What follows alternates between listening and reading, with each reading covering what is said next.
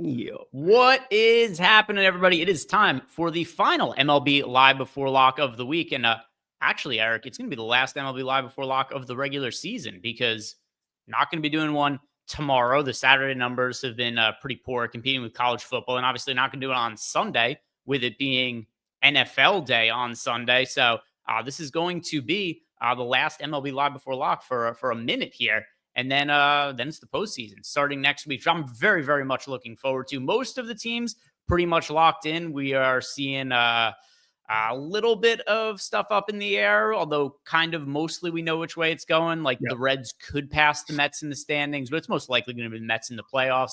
And then in the American League, you've got the Astros are most likely going to miss the playoffs, but should they win out and then a team like the Guardians or the Tigers lose the rest of their games, then that could just, by the way, how funny would it be at this point if the Guardians just lost the rest of their games and they lost, like after they come all the way back and they get all the way to the top of the standings in the AL Central, if all of a sudden with 3 games left, they just kind of blow it and aren't able to win. So we'll see, but it looks like the playoffs more or less locked in, and then we'll know for sure when all that starts on Tuesday. But do us favors, you guys are watching here, like the video, subscribe to the YouTube channel. We do have tonight's MLB slate to be breaking down. So Eric, how are you doing?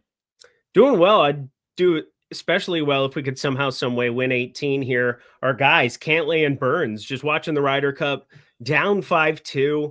Been a brutal day. I mean, the European team just owns our souls in foursome. So got to find a way to get a point here if you can in any way, shape, or form if you're Burns and Cantlay, because this is just getting to be ridiculous to track. But yeah, I'm ready to go for an MLB day. This is the last, MLB Live Before Lock for me, probably. Maybe we'll throw a playoff one in here and go from there. But otherwise, it's going to be a lot of NFL and in less than a month NBA. So it's been an awesome season. Let's finish it out strong.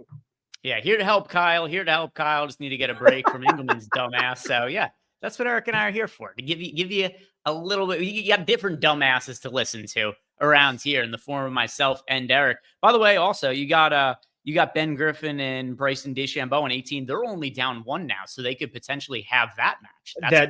That's done. They lost. Oh, is it done? I was just looking at the live tracking on. I've been watching it all day here while working through NFL stuff, getting a bunch of props together, and then going through my baseball stuff one more time. Kind of see if there's anything that's changed there. But yeah, they lost on 18. It was brutal. Didn't see that. Just been sitting here getting ready. But Morgan Wiper said, didn't I lose a bet to Lofty? No. The way the bet worked is Lofty and I had a bet last night. It was over under 15 touches for Kenneth Walker. I had the under, Lofty had the over. And then to make it fair, we determined that if it was a push, Eric was going to have to cut his cock off, but it wasn't a push. Kenneth Walker went way over. So no, that wasn't how the bet worked. I've lost 2 of those bets to Lofty. I owe him 2 entries into the SPY for the upcoming weeks because we had one on when Jackson Dart would take over as the starting quarterback for the Giants, which that happened a little bit earlier than I thought it was going to. I thought the Giants were going to be a little bit more conservative with him just because the schedule is so difficult. I thought maybe they would just wait until they got the really tough part of the schedule out of the way. But Russell Wilson was so horrendously shitty last week. Also, I would have thought I did think I was sitting really good 2 weeks ago. When Russ threw for 450 yards against the Cowboys, I was like, hey, looks like Russ has got himself a few more starts. And then no, he played absolutely dog shit terrible the next game and he was gone. How many, this is probably the only time in NFL history that a quarterback has thrown for over 400 yards and then a week later gotten benched for performance. For performance, yeah, that's probably true. I know that Green Bay had, week 17 ends up getting a massive contract from the Seahawks at the same time, simultaneous with Russell Wilson getting drafted. And he threw for 400 yards, but that was a week 17 back when they had just the 17 weeks, 16 games. And God, what was his name? He was the quarterback. He threw for over 400 yards, 5 touchdowns for the Packers. Flynn, last name Flynn. There we go. It was an unbelievable Matt Flynn. performance. Played on the Seahawks, the Packers. Yep. I remember him now. But I'm saying that it wasn't performance related. So that's the caveat. But that's the only time I bet in NFL history somebody's just come out of the cannon, hadn't played, threw for 400 yards, and then got benched the next week. But it was playoff related. Yeah, and then he went on to sign a massive contract that didn't work out. Well, Russell Wilson happened.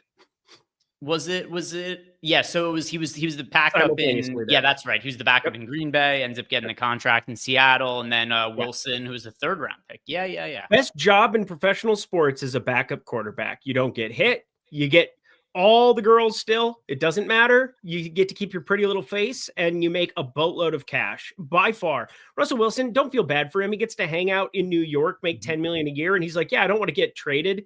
I'll stay right here. I'm in New York and I get to like do nothing. Like that seems like a pretty good gig. You know what's funny is I remember Matt Flynn at the time. It was like, oh my God, look how much money he's getting paid. By today's standards, which by the way, I'm sure he's still doing fine, living comfortably. But if you had to go off memory what his contract was, it is such a lower dollar amount than what I remembered it being. Yeah, in my mind, it was $1 bajillion because he went from being an irrelevant backup through 400 yards, 5 or 6 touchdowns, and then all of a sudden he got the massive contract from Seattle. Is it like 8 million a year, 10 million a year? Is that it?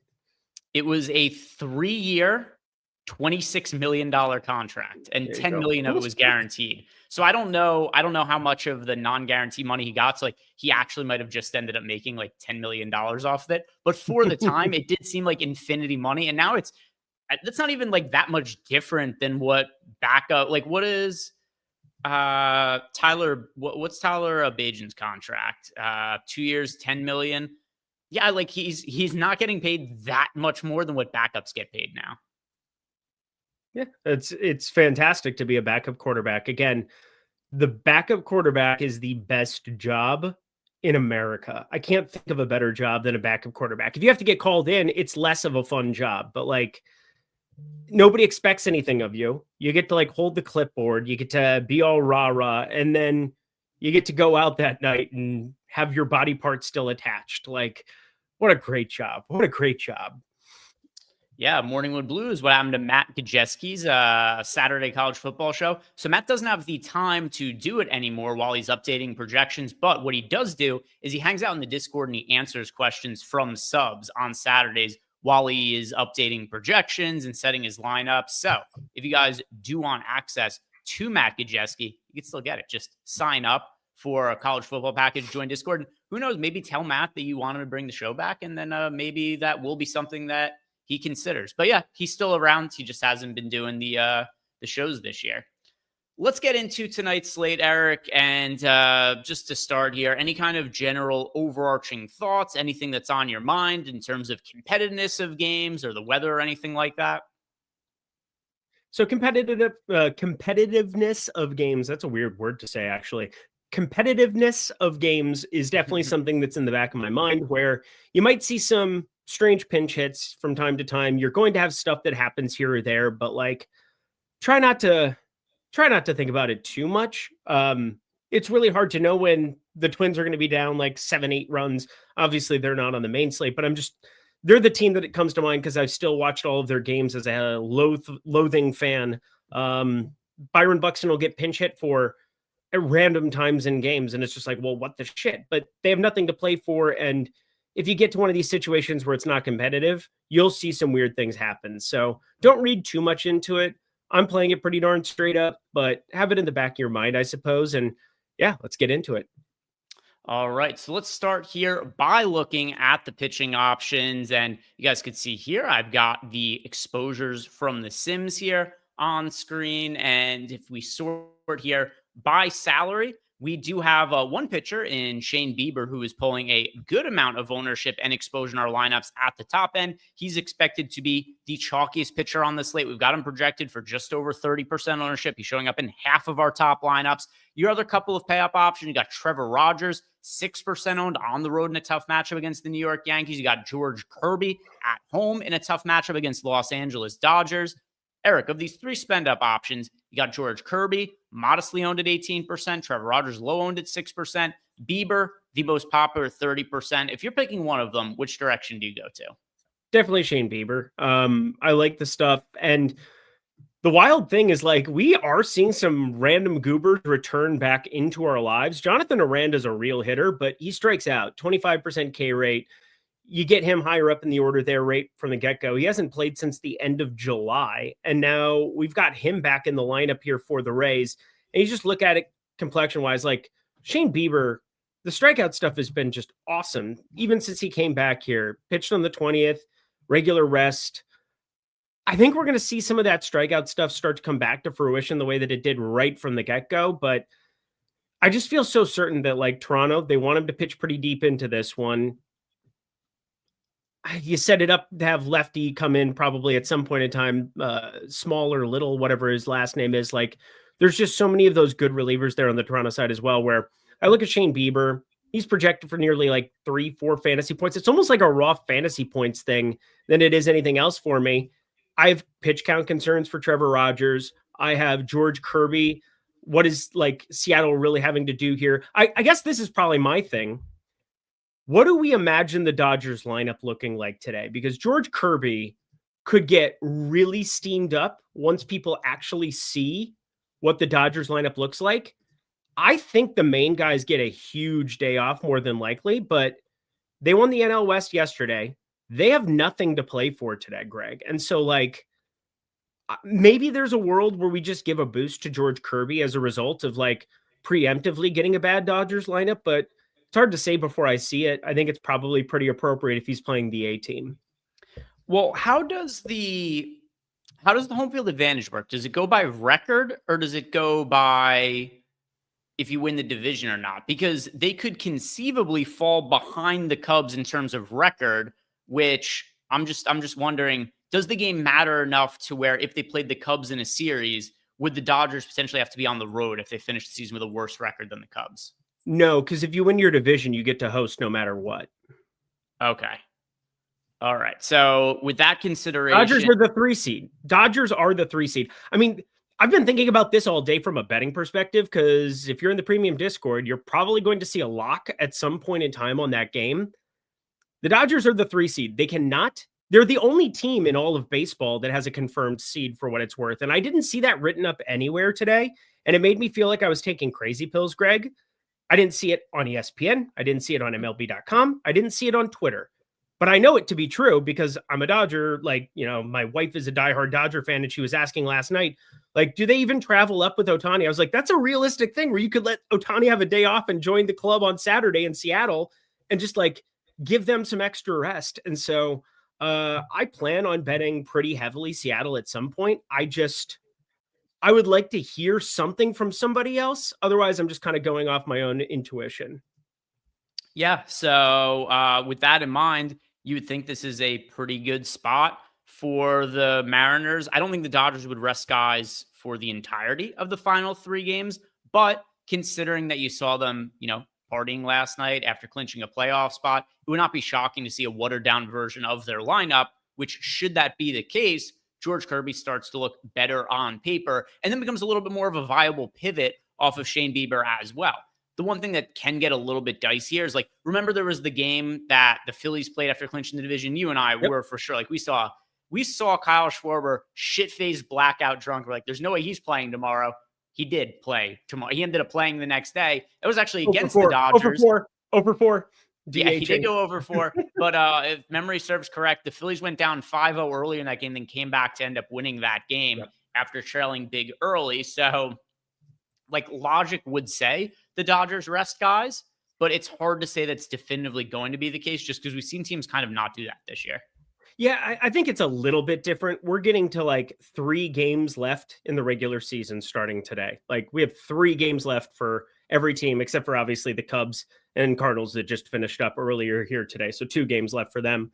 But the whole thing was, for me, the Shohei Ohtani, I can basically just tell you all of, like, my biggest bets of the MLB season because they're always revolving around a piece of news you're trying to be ahead of. And, like, I jammed over 14.5 outs for Shohei Ohtani that night. Just jammed it. I still got a pretty watered down version of it because it ended up having no Castellanos, which now is become a normal thing. And then also it didn't have Real Muto. They had Marchand. And then Marchand hits a 3-run homer in the 9th inning out of the 9-hole to win them that baseball game. So horrendous loss if you ended up on the Dodgers. But I was like, I felt better about the Ohtani prop angle. It didn't come to fruition, but his stuff is ridiculous. We know that. George Kirby goes about it differently. He's kind of pinpoint accuracy. We saw a spike to the strikeout stuff a little bit this season. But my main thing is that I would at least like to know what the lineup is here so I can quick trigger something over on Novig, Profit X, something of that nature. I don't want to be 3 days before the end of the regular season just jamming a spot like this and not really have a good gauge for it. Plus, I think some of your strikeout equity with like a watered down Dodger lineup goes down, but his opportunity to just go out there and pitch 7 innings goes considerably through the roof if it becomes, Kike Hernandez instead of an Ohtani. Instead of Freeman, you probably get Tommy Edman playing first base, were a spot where maybe they want to try him out there, get a couple of reps before the postseason. Like, the Dodgers have a useless 3-game series in Seattle. They have nothing to play for the entire weekend. We have to find something to take advantage of. So what number would you be looking to get here on the Mariners in that case? And by the way, if you guys want more bets from myself or from Eric, go over to tails.bet, download the app. Super simple, easy to use. Eric has some stuff behind the paywall. He also posts a bunch of free bets. I post exclusively free bets over there. But just kind of curious, like what number are you trying to look to get on the Mariners? I think what I'm going to do is probably end up jamming George Kirby somehow, some way. If I get that, I did that path with Shohei Ohtani and his outs. And the last I looked, George Kirby was at 16.5, which is just insane to me. Like, it's actually an insane number to be getting on George Kirby outs. They need to win this baseball game. He's gone 100 pitches the last two. Maybe they try to trim down his workload knowing that, like, hey, we're potentially going to have to play a series quicker than we want to. But no, they're going to be, no matter what, one of those top 2 seeds, I believe. So you can't have Cleveland or Detroit catch them. So, like, maybe they do kind of minimize his workload to some extent just because they can turn it over to somebody else and whatever. But they're still playing for a 1 seed. And George Kirby has the best opportunity to go out and do that for you. So I think the number I'm looking for is, 16.5 outs minus. I mean, it's sitting at minus 125 at Fliff right now, which would be all right. There's a bunch of pick'em with it available, but on the Dodgers side of things, it's just the worst ballpark for run lines in all of baseball. That's the other, like, really annoying part. So, like, you're not getting a discount on the Mariners there. And why are we talking about this so much? It's because there's like a huge edge. What I probably will do is just play the -1 at plus 114 over at DraftKings. That's probably what I end up doing.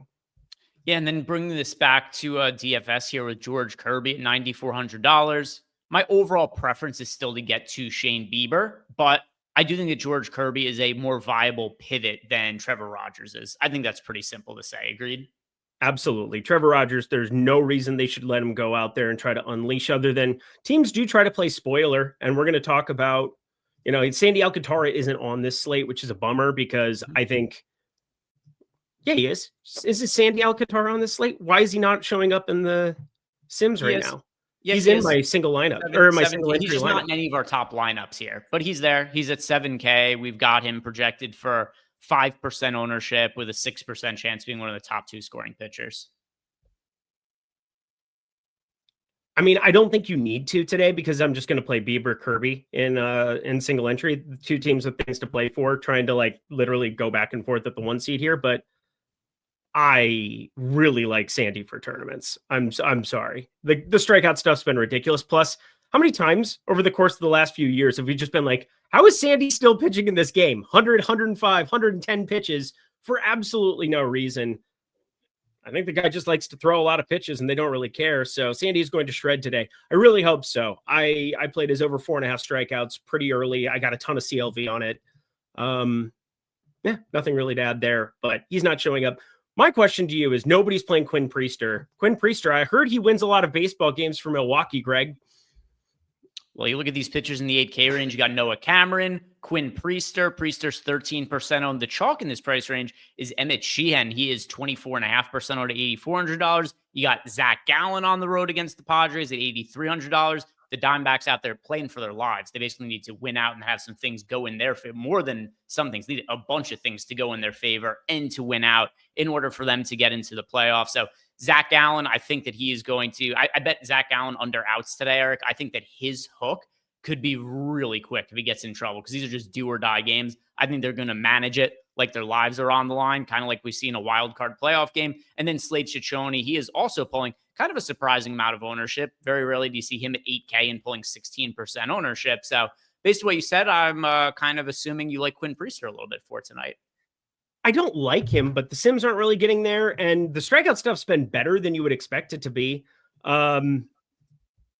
I just have a tough time landing on him. Again, I'm playing 20 max, and then I'm playing a single entry lineup. I'm not playing very much tonight because I have so many bets in play already, not just for MLB but NFL into the weekend. And I'm like, I'll maybe chill out a little bit here and spend time with my wife and dog, but also Trevor Rogers, no real interest.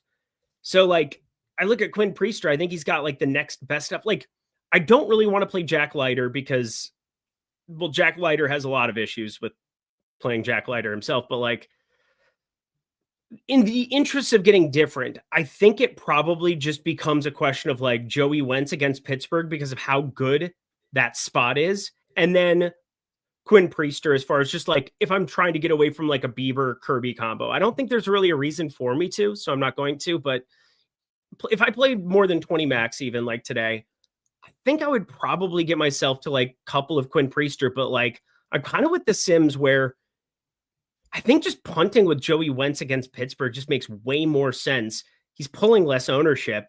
The strikeout stuff in the matchup just looks better to me.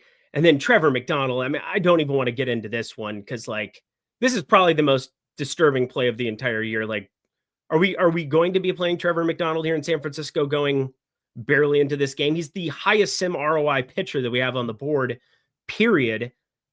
I'm just having a tough time landing there with the certainty that I'm getting out of the other pieces. But Quinn Priester, he is running like God. This has just been an insane run for him. And like 18 or whatever consecutive wins in games that he's appeared, not necessarily gotten the win in all of them, but he just mowed down the Angels. That doesn't impress me much. But like, I think we still have to look at the fact that he's had 7 days off since then. He's in a really good spot to like potentially help Milwaukee win, but maybe some quick hook situations for him too, just as we get into the playoffs and Milwaukee trying to solidify stuff in the 1 seed too. There's just so many things in flux where I don't think Quinn Priester is necessary. Yeah, so for me in the 8K range, I kind of like getting to Slate Ciccone. Our data likes him a lot. He's 13% owned. This really just has to do with the Rangers got eliminated from the playoffs, and they're just like, everybody's done for the year. So their lineup tonight, it's Peterson, Freeman, Young. Then you got Rowdy Tellez batting 4th for them. Duran, Osuna, Heim, McKinney, Hellman. This is a very, very poor lineup. Like this is a lineup where you have to think more about the names that are on the back of the jersey and the front of the jersey. You would normally just think, hey, Rangers, they kind of have a decent offense, right? This is more or less like the Pirates offense that they've thrown out here. Like Rowdy Tellez, classic cleanup hitter for a team like the Pits. He actually was cleanup hitter for the Pirates at one point. But like, this is the kind of lineup that really shitty teams roll out over the course of the regular season. So I think that you got Slade Ciccone facing kind of like a quadruple A roster here.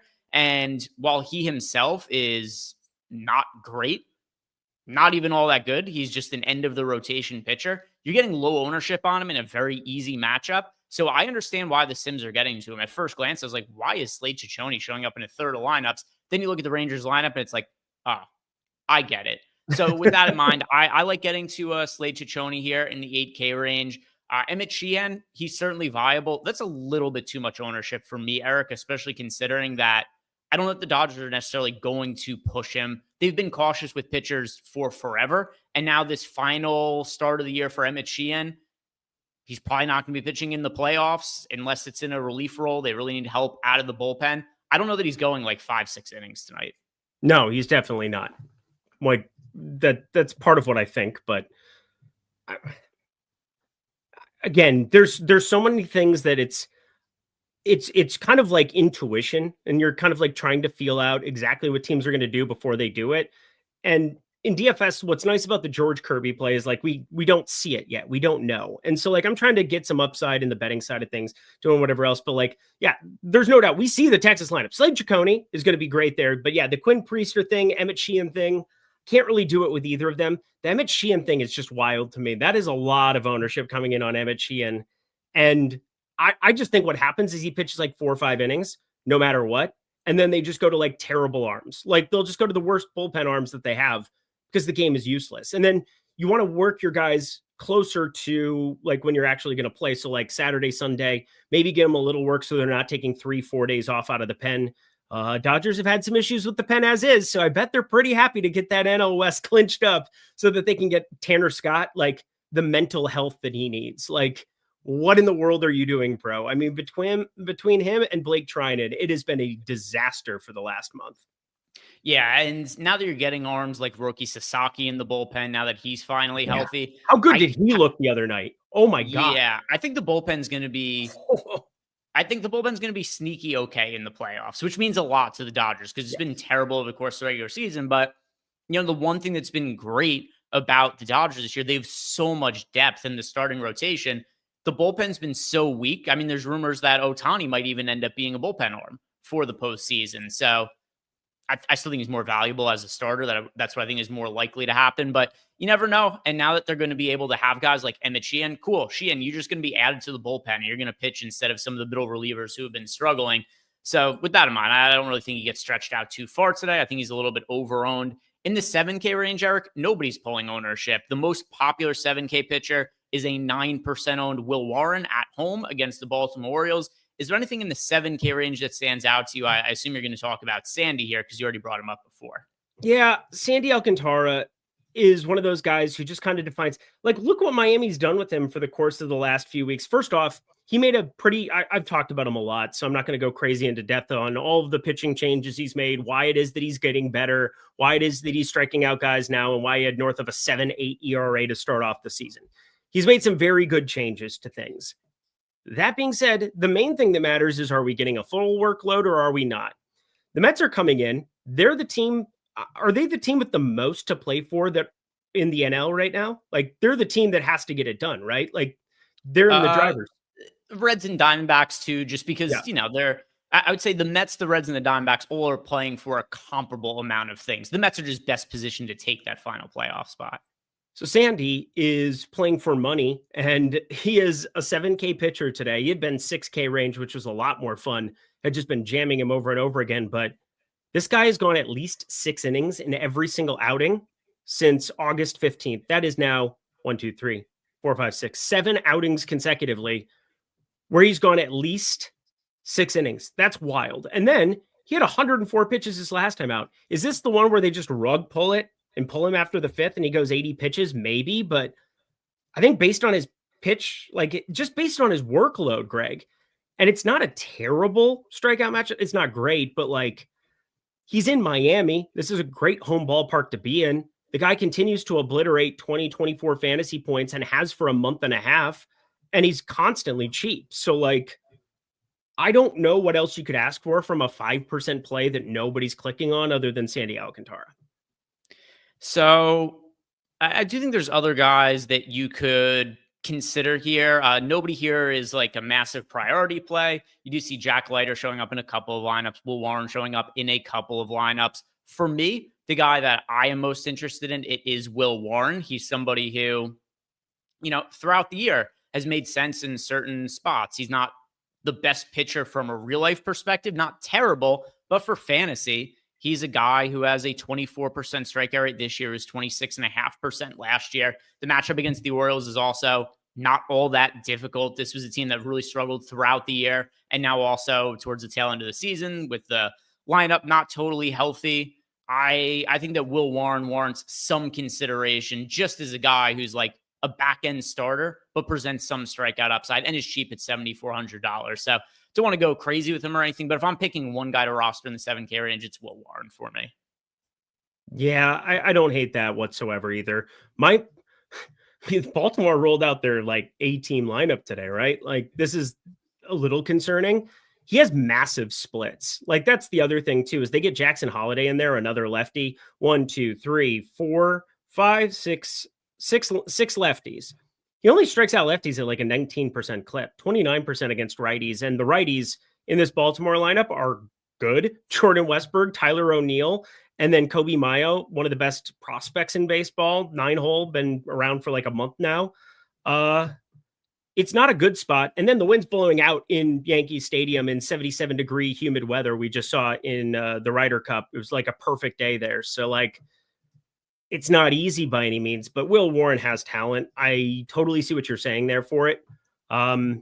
He's not going to crack any 20 max for me today. I just think that I'm probably going to be going a different path. And most of what you like about Will Warren, I'm liking with Sandy.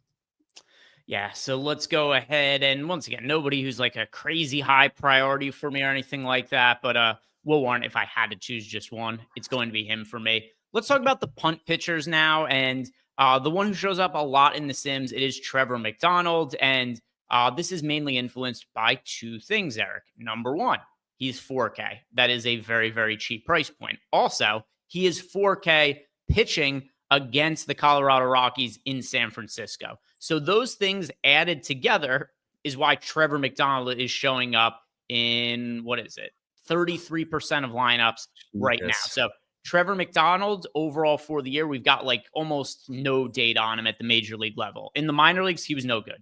No good at all. In AAA this year, 24 starts, 29 overall appearances, 5.31 ERA, 5.53 FIP. And he was pretty poor kind of throughout the minor leagues at every level that he's ever pitched in. But it's kind of hard to ignore somebody who's 4K pitching against the Rockies, not in Colorado.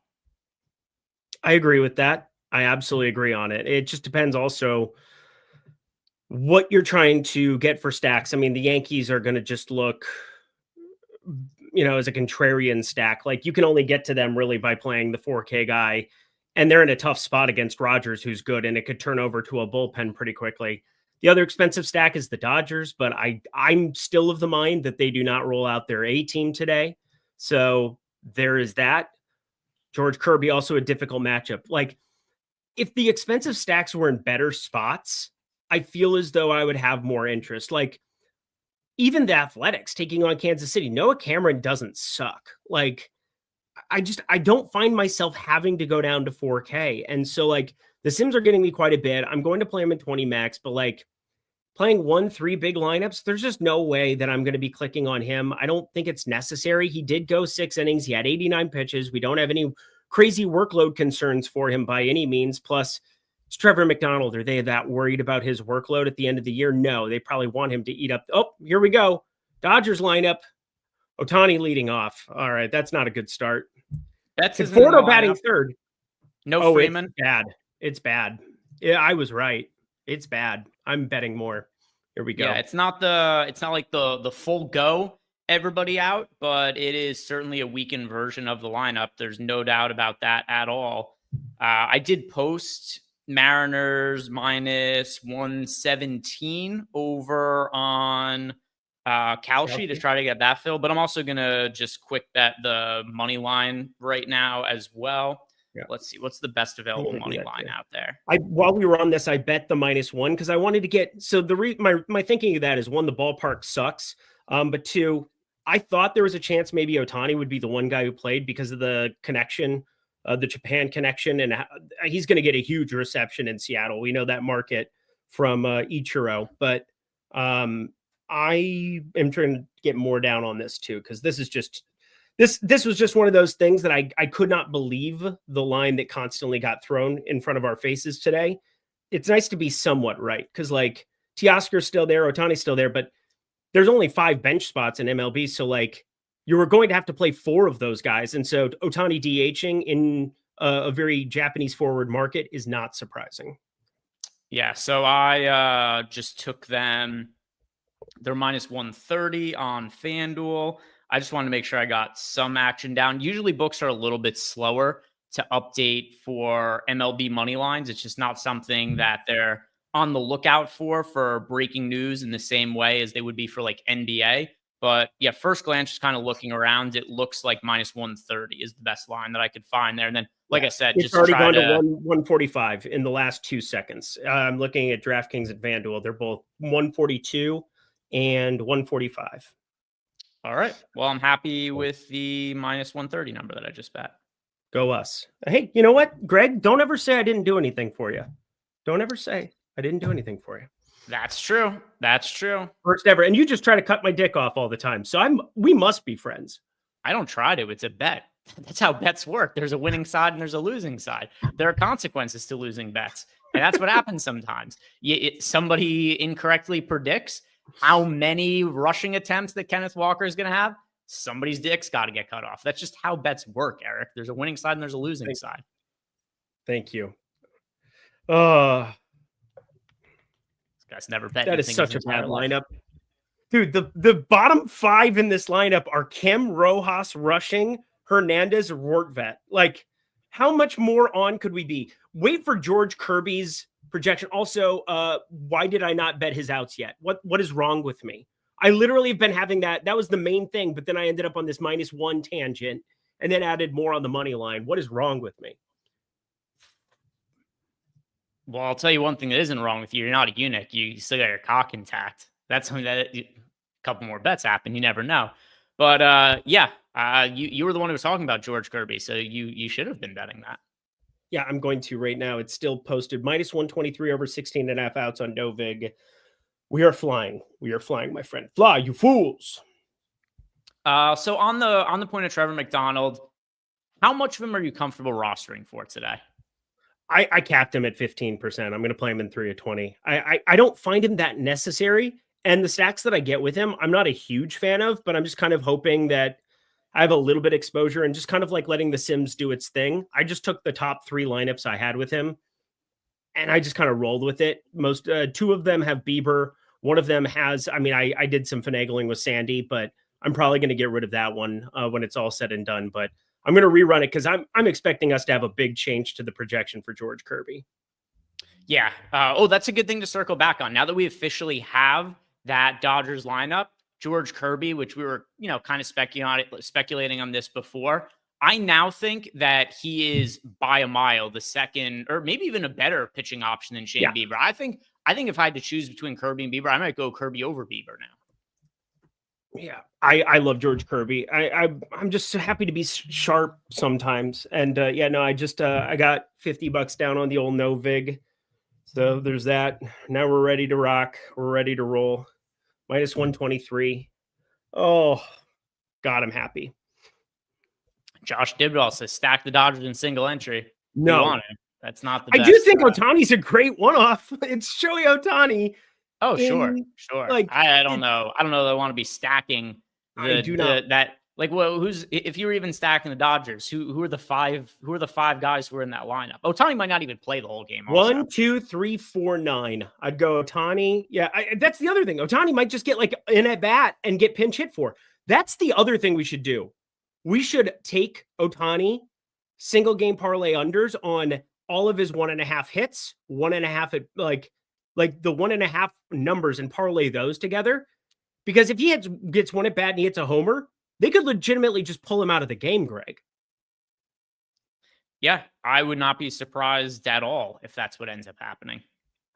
I think we made a lot of people money if this potentially comes to fruition. Like, it's Shohei Ohtani. If he gets in at bat, he could definitely hit a home run, but like under 1.5 is really, really good. No wonder Eric has to drink on the shot. I'm not drinking at all. I literally had Topo Chico. This is Topo Chico. What do you want from me? I drink his tears to rehydrate and for electrolytes. He's been doing that for years, and it's gone very, very well for him. But it keeps me awake and working 14 hours a day, and that's the goal. God damn, that tastes good. Anything else you want to talk about as far as pitchers go over on the DraftKings side of things? If not, over on FanDuel, I love George Kirby now on a single pitcher site. Yeah, he's my favorite tournament play. I'm actually going to probably see if there's anything on FanDuel right now too to put in. I have so much exposure to this freaking slate now with the Dodgers and, kind of feeling that entire thing. But congratulations to the Dodgers on their 10-0 victory in Seattle today. It's just the worst. Team with nothing to play for, team with everything to play for.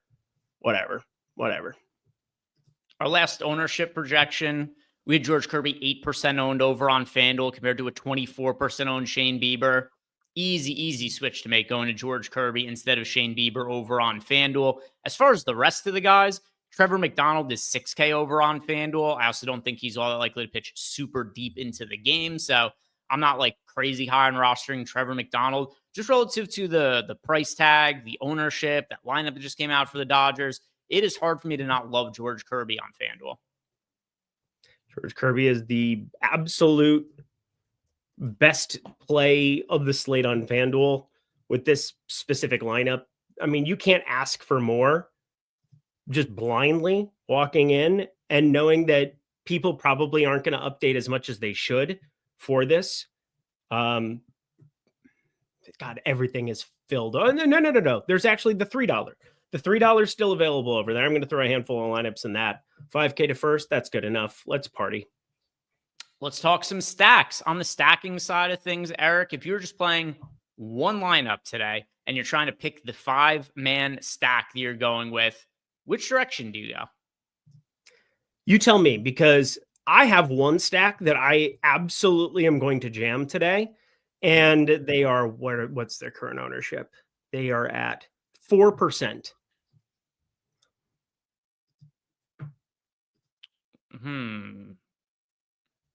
So there's a team that I like that's 4% owned, not necessarily my favorite stack on the slate. My favorite. Pretty easy by process of elimination to figure out who it is you like, though, because there's only so many of them here. Is it the Angels against Jason Alexander? It is not, but I do like them as well. All right. So then is it the Blue Jays against Adrian Hauser? Is absolutely the Blue Jays against Adrian Hauser. I mean, we're getting a 4% team that is absolutely going out and trying to win a baseball game. There's going to be no kerfuffery. And Adrian Hauser, 170 expected ISO, given up to lefties, 356 xWOBA to them as well.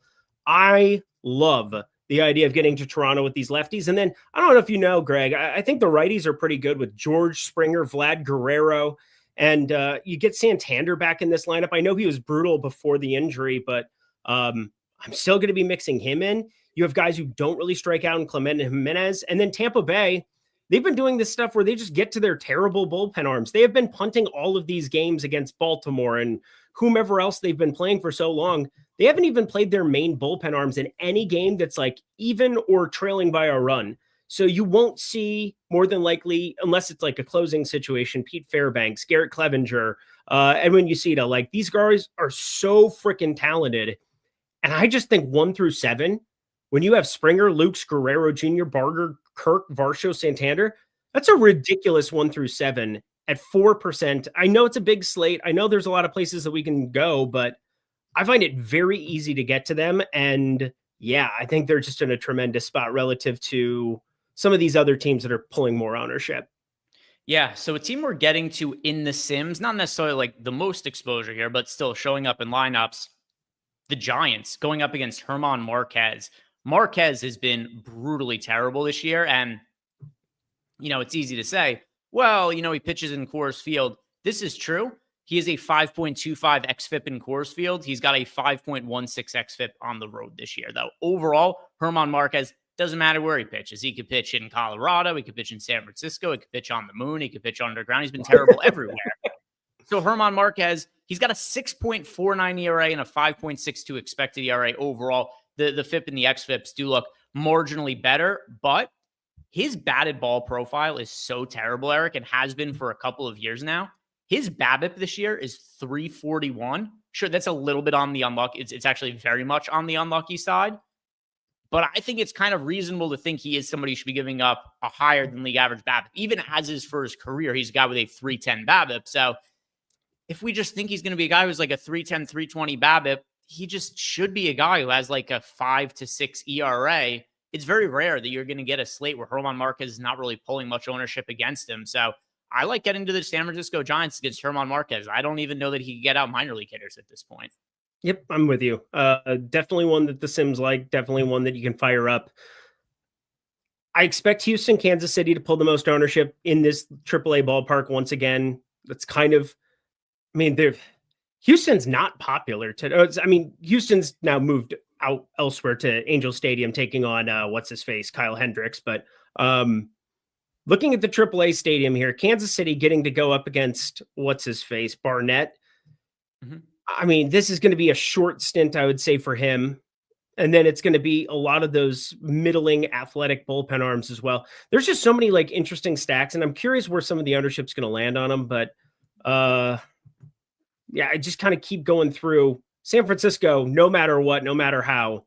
Colorado bullpen behind Marquez, definitely a really solid way to go about it. Yeah, so that's the one for me that I like relative to ownership the most. There's also 3 stacks that are showing up as 5-man, at least 10% of lineups in the Sims. It's the Atlanta Braves, the Kansas City Royals, and the Houston Astros. Now, as far as the Royals go, they are the chalk on the slate. This is the only team with any kind of meaningful ownership at offense. The Royals are projected for 12.5% ownership. There's not another single team on the entire slate more than 6% owned. So the Royals totally make sense to get to. I don't want to go to them in small field stuff just because they're probably going to be like 25% owned or something like that, all of the hitters. For large fields, though, the ownership looks more or less justified. The team our data really likes, it's the Houston Astros going up against Kyle Hendricks, which also makes sense to me, Eric. I personally prefer the Giants just slightly more for small field stuff. But I think that this is an excellent stack to be getting to in the Houston Astros going up against Kyle Hendricks. Really a lot of must-win games for basically all 3 remaining games for the Astros are must-win at this point. And Kyle Hendricks is pretty far past it as a pitcher. His fastball velocity has gone down year over year. He's now all the way down to an 86.5 mile per hour average fastball velocity is Kyle Hendricks at not like a crazy age or anything like that, 35, but this is a guy who at his peak was throwing 89 miles per hour. So I do think it makes a little bit of sense here to be getting to the Houston Astros. Our data here, Sims, without making any kind of adjustment, showed up in nearly 20% of lineups as a 5-man stack. It's unbelievable, but it's also very believable. I saw somebody in chat just say he's the best worst pitcher in baseball. That's hilarious because that's exactly it. I've described him as the old man at the Y playing ball. And it makes no sense how he's effective, but he can be effective at times. And I'm just hoping this is one of those times that he's not effective. So they are my highest owned stack right now. I'm just kind of going off what the Sims have me getting here. I boosted Toronto. I'm going to get to right around close to them, but Toronto's my single entry lineup. But yeah, I have no problem. Houston, also later exposure here, kind of react to some of the earlier games. What happens with some of those pitchers, Shane Bieber specifically, kind of mixing and matching stuff later because now George Kirby's going to be in just about every single lineup that I make when I rerun everything. Yeah, George Kirby, like we were talking about before, really strong looking option. Then also got the Atlanta Braves here showing up in just over 10% of lineups in the Sims. I want to know, what do you make of the Royals as the chalk on the slate? Because they're at the top of our top stack odds. We've got them with an 11.7% chance to be the top scoring team on the slate, although that is relative to a 12.5% ownership share. So they do show up as being, I believe, the most negatively leveraged team in the top stacks tool. Oh, no, second most negatively leveraged. The Red Sox also showing up as a pretty negative leverage because of their price points. What do you want to do with the Royals relative to their ownership? I'm going to be a little bit under, although I'm probably going to end up on some bets here. Kind of like working through the hits plus runs plus RBIs. Fridays are always nuts just because I'm running all my NFL stuff as well. Going to be recording that as soon as we get off of this show. But I am a big fan of the Royals in this spot from a betting perspective. I still think they're undervalued there, but a lot of ways where hits plus runs plus RBIs come to fruition, you just don't need this team as a stack. And there's no doubt that they're going to be pulling a bunch of ownership tonight. And as the only double-digit owned team and then nothing to play for whatsoever, that just doesn't match up for me. They're still rolling out most of their main dudes, like all of their main dudes. They ended up going Yastrzemski back to leading off here, going up against a righty. Maybe they just did face a lefty like forever here, but I feel like we've had Grichuk and Yastrzemski, or just, the Randall Grichuk piece when they took on the Angels here recently. But you get just a bunch of guys that outside of like Bobby Witt, where, yeah, it's freaking Bobby Witt. Pasquantino, yeah, it's Pasquantino. I feel as though I don't really want to be embracing this much ownership on them, regardless of what kind of ballpark they're in. Kind of makes the Athletics really, really interesting to me. I brought that up before. They're playing in the same damn ballpark. Noah Cameron is good.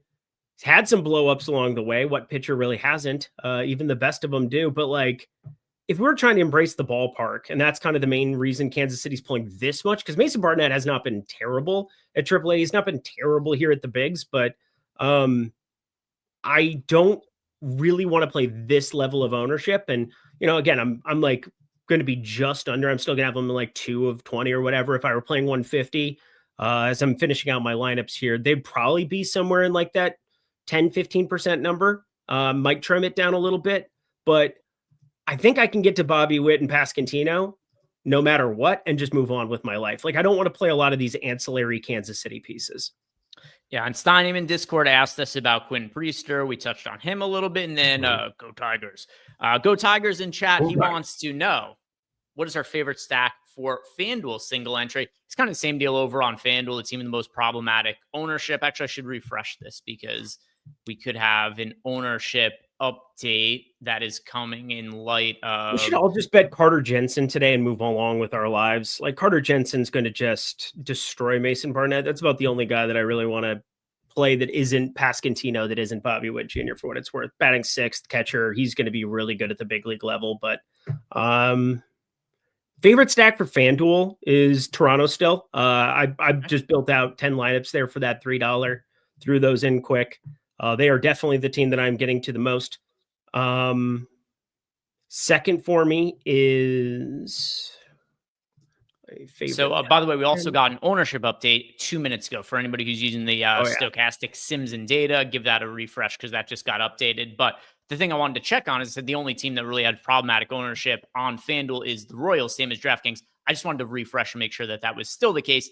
And it is. The Royals are 15.5% owned. No other team has double-digit ownership over on FanDuel. I still like the Giants a lot on FanDuel, but their ownership a little bit higher at 8.7%. So I'll actually say the Astros over on the FanDuel side of things, they're just 5% owned going up against Kyle Hendricks. And we're seeing how much that our Sims love getting to the Astros in general. So at a little bit lower of ownership over on FanDuel, I'm going to say Astros is my favorite FanDuel single entry stack, and the Giants is my favorite DraftKings single entry stack.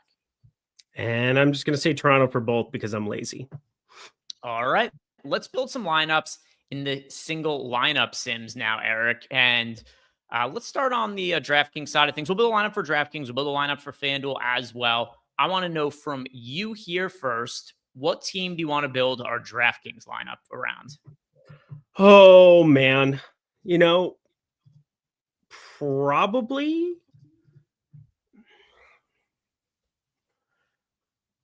let's do the San Francisco version. I want to see kind of what you're throwing together because there's a little bit of overlap with some of the San Francisco Giants. And for the people playing single entry, I like Toronto. I like your idea of getting to San Francisco.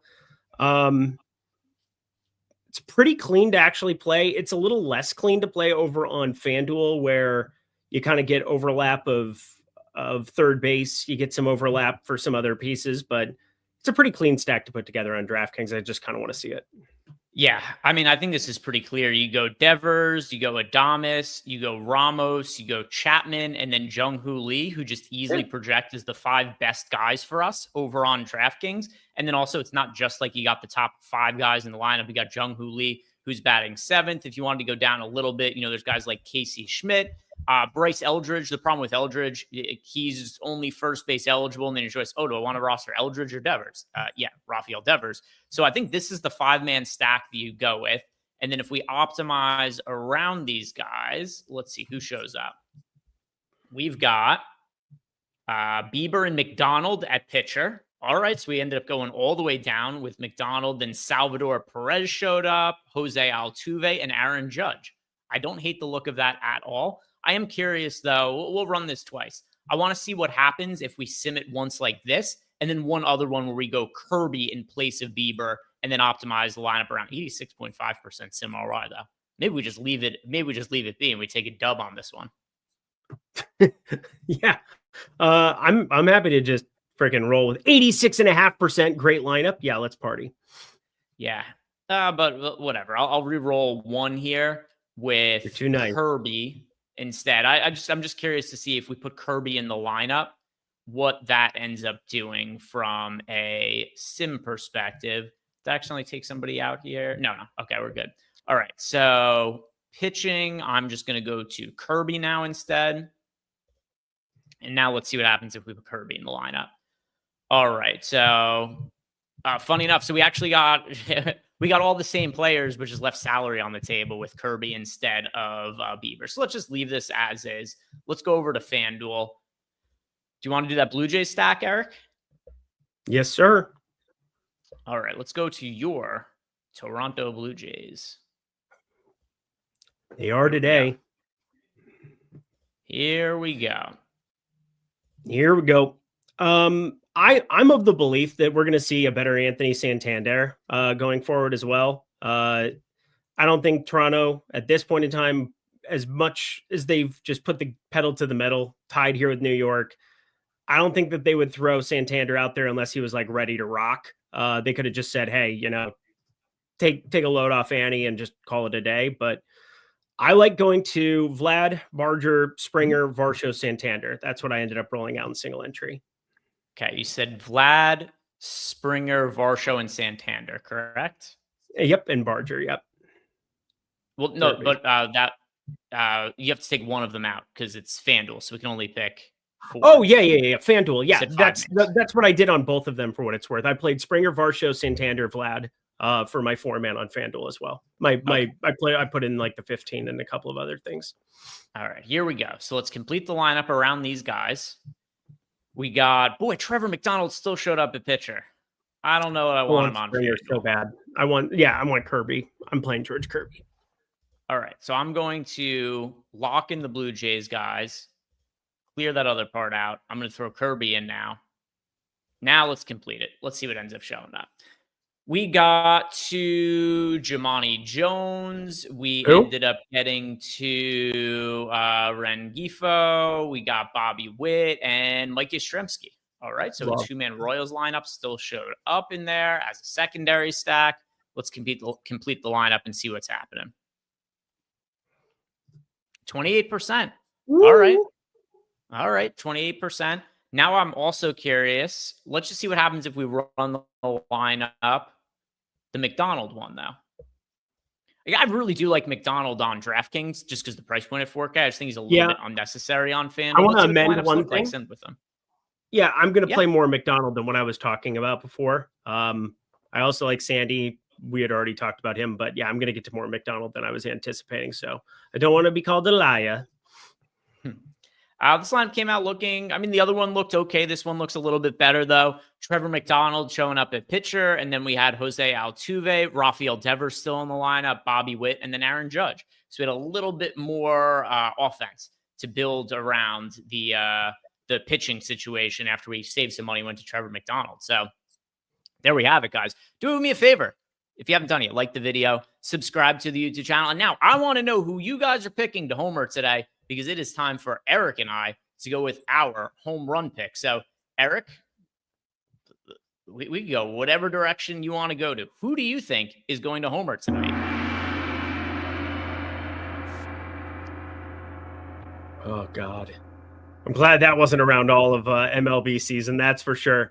I talked about the Athletics because, I like them from a betting perspective. I'll be mixing in more of them as well, but I'm obviously a big Toronto stan in the DFS streets tonight. I didn't love a lot of their prices, but boy, do I love Anthony Santander in a comeback.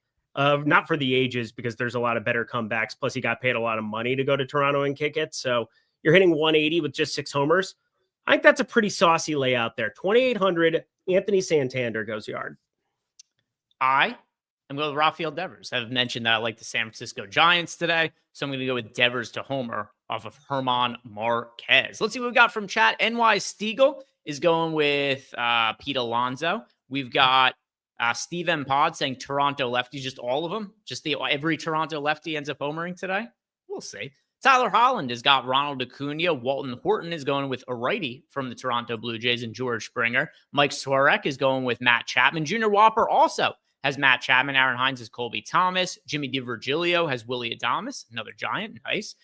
Ken Ratty is going with Corbin Carroll. We've got Stephen Leibowitz saying Jung-Hoo Lee. We've got Folkmat also going Matt Chapman. Boy, we've got like 3/4 of the picks are San Francisco Giant to homer. Tizzle Main has got Nate Lowe. We've got Reg Kell going with Jake Myers. We've got Patrick Maduke going with Harris for 2 homers. 1-2 also going with Michael Harris. Zach Justice is going with Isaac Paredes. Ricardo Nelson has got Brandon Nimmo. We've got SVT Mike going with Andy Pajes. We've got James Elwood going with Tyler Soderstrom. We've got Max Video 35 going with Teoscar Hernandez. I hope not. Based on some of the bets that Eric and I have placed here. Ham Daly has got Jose Altuve. Stephen Breton is going with Alex Bregman. We've got Emac, our old pal, going with Salvador Perez. Chump Get the Strap has got Juan Soto. We've got Rafael Devers as well from Greg Turpinseed. And then Daryl Smith is going with Joe Adele. Eric, were there any final bets that you have for the people over on Tails? I'm going to pull that up here as well. Yeah, I had a lot of bets today. Obviously, threw some NFL stuff in earlier too as I was working through all my stuff for that.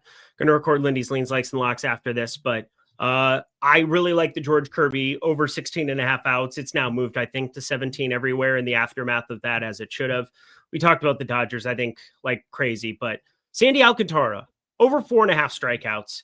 I bet this at plus 107 last night, and it was just a wrong number for somebody that they've really shown no limitations. I went back to the tail end of last year because there are multiple times when there's just nothing to play for. It's now minus 126 over on DraftKings. So nice to be securing some CLV. But if you're in the great state of Florida with EMAC, minus 110 still over at Hard Rock. I think more than agreeable at 4.5 strikeouts for Sandy. By the way, I'm just showing people how to navigate some of the tails page. If you're going to it for the first time, just type in Greg, you'll find me. Type in Eric, you'll find Eric.